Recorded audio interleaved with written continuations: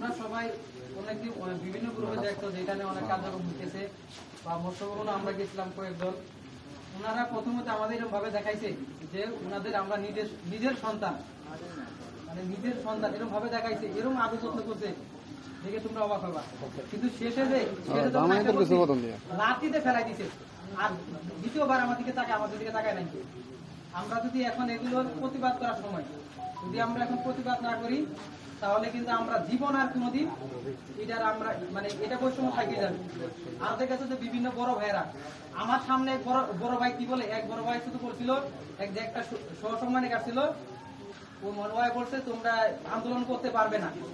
এক বড় ভাই উনি বলছিল যে হইতে সময় যাই যে সময় আইছে তাকে হয়তো পাঠাইছে, যারা বিভিন্ন প্রকল্প আছে তারা পাঠাইছে।